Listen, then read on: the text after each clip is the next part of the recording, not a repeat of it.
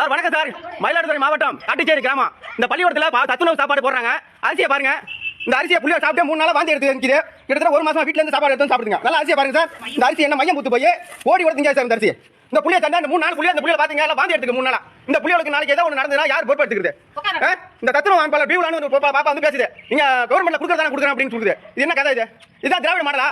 இது என்ன கதை செய்யுது? இது மாதிரி பண்ணா என்ன அர்த்தம்? இது யார் கேட்கறது? தமிழ்நாட்டில் இருக்க மாணவர்கள் இளைஞர்களா என்னை வந்து அப்பான்னு கூப்பிடுறது எனக்கு ரொம்ப பெருமையா இருக்கு அப்படின்னு நீங்க சொல்றீங்க. உங்களோட பொண்ணுக்கோ உங்களோட பையனுக்கோ உங்களோட குடும்பத்தில் இருக்கிறவங்களுக்கோ இப்படிதான் சாப்பாடு கொடுப்பீங்களா? இன்னும் நம்ம தமிழ்நாட்டில் எத்தனையோ பெற்றோர்கள் என் குழந்தை ஸ்கூலுக்கு போனா ஒரு நேரம் சாப்பாடு நல்ல சாப்பாடு சாப்பிடலாம் அப்படிங்கிற ஒரு ஏழ்மை நிலையில இருக்காங்க. இதுதான் யதார்த்தமான உண்மை. இந்த திராவிட மாடல்லையும் கூட அந்த ஏழ்மை நிலையில் இருக்கிறவங்களுக்கு ஏன் இப்படிப்பட்ட சாப்பாடு?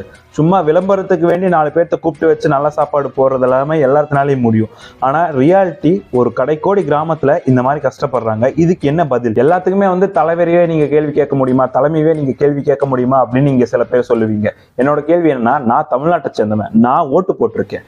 அப்போ நான் தலைமையை கேள்வி கேட்காம ரோட்ல போற வரவனையா கேள்வி கேட்க முடியும்? இப்போ நான் ஒரு குறை சொல்றேன். இந்த குறை சொல்றவன் மேல ஆக்ஷன் எடுக்கிறத விட்டுட்டு அவன் சொல்ற குறையில உண்மையாவே குறை இருக்கா அப்படின்னு பார்த்து அதுல ஆக்ஷன் எடுத்து அந்த குறைய குறைச்சாலே இங்க நிறைய பிரச்சனை குறையும். இதுக்கு மேல எப்படி ஓப்பனா சொல்றது?